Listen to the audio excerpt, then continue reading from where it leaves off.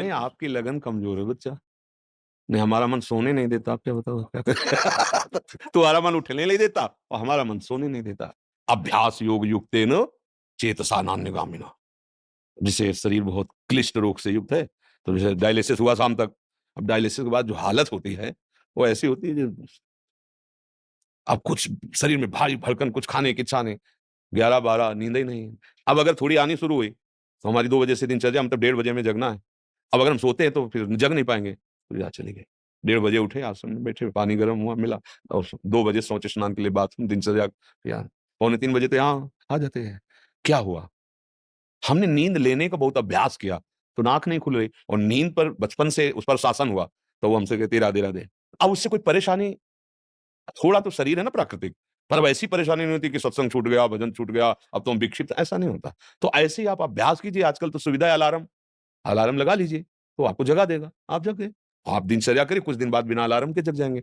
अपने लोगों की ऐसी दिनचर्या थी पूर्व में कि मतलब अगर आप घड़ी से देखो तो 5 मिनट का अंतर है, तो हम नहीं कह सकते कि ऊपर-नीचे, ठीक राइट टाइम अपने आप आँख खुलेगी अपने आप। अब बचपन से अभ्यास रहा है ना, ठीक 2 बजे हमारी दिनचर्या, ये आज की नहीं है, ये बीसों वर्ष की है।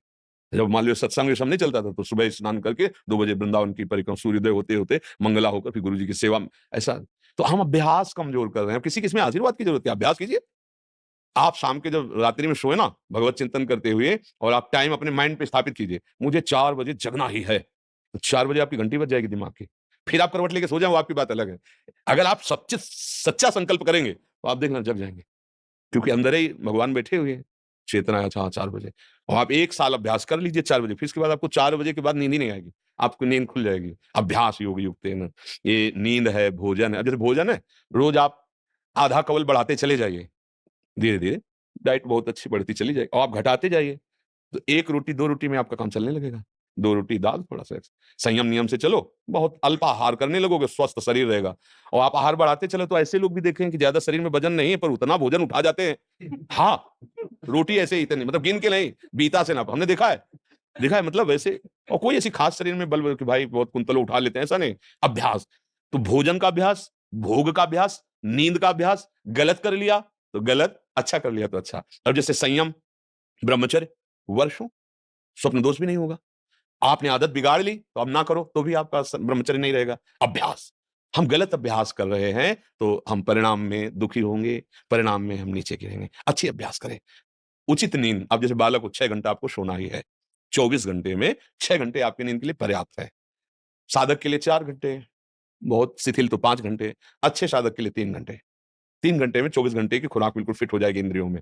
अब जो 12-12 घंटे सोते हैं, उनको क्या बताएँ? अब कुछ ऐसे हैं कि खाए-पिए सोए, अगर दिन भर ना बोलो तो सोते ही रहे। अभ्यास है, आप सोने का अभ्यास कर लो तो उसका अभ्यास हो जाएगा। अभ्यास है, बच्चा अभ्यास ठीक कर लो, तो आपकी दिनचर्या ठीक हो जाएगी, ऐसा। जी, इसी विषय को और एक तो प्रश्न आते हैं कि जो रात को लेट जैसे रात को 11-12 बज गए नौकरी से और खाने-पीने में, फिर सुबह महाराज जी, मेरी 2 बजे तक ड्यूटी रहती थी बाहर। अच्छा, मैं 12 बजे से 2 रात को नाइट शिफ्ट हो गई। तो महाराज जी, इनके लिए तो अलग विधान हो गया महाराज जी, ये हाँ। मतलब ब्रह्म मुहूर्त में उठें बच्चे। हाँ, अब जैसे रात्रि में ड्यूटी करते हो तो फिर 6 घंटे तो सोना ही पड़ेगा, क्योंकि शरीर जो श्रम युक्त है, तो अब उसको फिर दिन में तो छुट्टी होती होगी, मतलब उसको समय तो ऐसा थोड़ी होता हो कि साधारण दिनचर्या वाली ड्यूटी में फिर जाना, ऐसा तो नहीं होता होगा। रात वाली ड्यूटी के लिए मतलब दिन वाला तो फुर्सत होगी, होता होगा ऐसा? अब हम तो कभी की नहीं, तो हमें पता है। ना राइट नाइट और ना दिन की, रात-दिन की ड्यूटी एक ही रही है। राधा वल्लभ श्री हरिवंश श्री वृंदावन श्री वंचल हमारी। तो 6 घंटे सोने के लिए विधान जैसे है, तो अगर आपको पैसा कमाने की इच्छा हो, तो उसके बाद भी ओवरटाइम कर सकते हैं आप ड्यूटी, कर सकते हैं ना? 2 बजे जगने के बाद आप सोचोगे यार 2 घंटे अगर और हम कर लेते हैं, तो इतना मिल जाता है। तो अगर ऐसा ओवरटाइम भजन के लिए हो जाए, तो लाभ मिल जाए। अब आप 6 घंटे सोने के निकाल लो। अगर आपको ऐसा लगता है 2 बजे आए, अपना जो जो दिनचर्या सो गए, फिर जब जगो, तो भजन वो आपके लिए प्रातः काल वही भजन के लिए हो जाए, तो लाभ मिल जाए। अब आप 6 घंटे सोने के निकाल लो। अगर आपको ऐसा लगता है 2 बजे आए, अपना जो जो दिनचर्या सो गए, फिर जब जगो, तो भजन वो आपके लिए प्रातः काल वही हुआ, जब उठ के भजन करें। जब ही जागे तभी समझ लो प्रातःकालीन। फिर आप वही दिनचर्या करो जो प्रातःकालीन दिनचर्या चाहिए। हाँ जी, अगर 8 से 2 तक ड्यूटी है रात को, तो हम आपकी कृपा से नाम जप, नाम जप, नाम जप, एक भी क्षण उसमें जाने नहीं देते। हाँ, ठीक और जब बहुत सोते हैं, बहुत तो हाँ। स्वप्न में भी हमें सिर्फ कीर्तन ही दिखाई देता है, और जब उठते हैं तो यार बहुत ऊँची स्थिति है ऐसी तो। स्वप्न में और जागृत में हर समय प्रभु का चिंतन चलने लगे, तो बहुत ऊँची स्थिति है। पर मनीराम को देखते रहना, बहुत कलाबाज हैं, बहुत कलाकार हैं।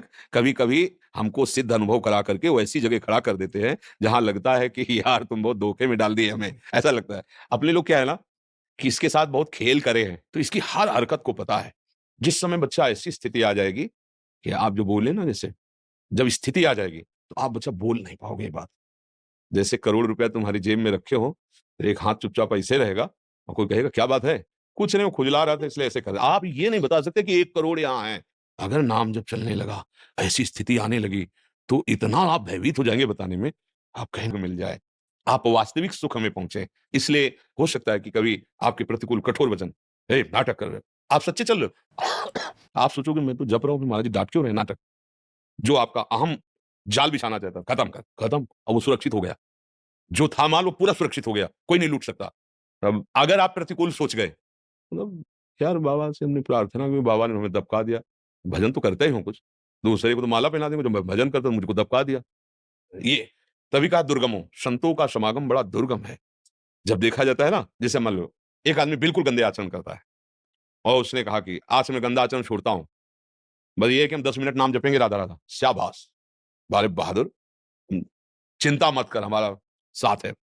10 मिनट, अब आप 6 घंटा जप रहे हैं, अच्छे आचरण कर रहे हैं, अब आपसे हम नजर टेढ़ी करके बात करेंगे, तो आपको लगेगा यार वो शराब भी पीता था, मांस भी खाता था, आज बात करो, 10 मिनट की शाबाश बोल दी और 6 घंटे जब करते फिर भी हमारे, क्योंकि अभी 24 घंटे पूरे कराने हैं आपसे, फिर पूरा जीवन आपका भगवत स्वरूप बनाना है। जैसे लड़का कोई नया है ना, और स्कूल में और ऐसे गोली खींचे, ऐसे डंडा बना दे, तो टीचर क्या कहता है, वाह शाबाश शाबाश बहुत अच्छा, और अगर साल भर उतने ही करता रहे तो छड़ी लेके वही गोली डंडा वही, आगे बढ़, का खा गा घा अंगा, अभी तो क्या तक पहुंचला है। ऐसे जब संत समागम में कभी उनका कड़ुआ वचन, उनकी डांट लगे, तो अंदर से सोचना चाहिए भगवान हम पर बड़े कृपालु हैं, हमारी रक्षा कर रहे हैं, वो हमें अपना मानते हैं। डांट किसको लगाई जाती है, जिसे प्यार किया जाता है। हमारे ऊपर बड़ी कृपा है कि संतजन हमें अपना बच्चा मानते हैं, अपना मानते हैं, और डांट लगाते हैं ना कभी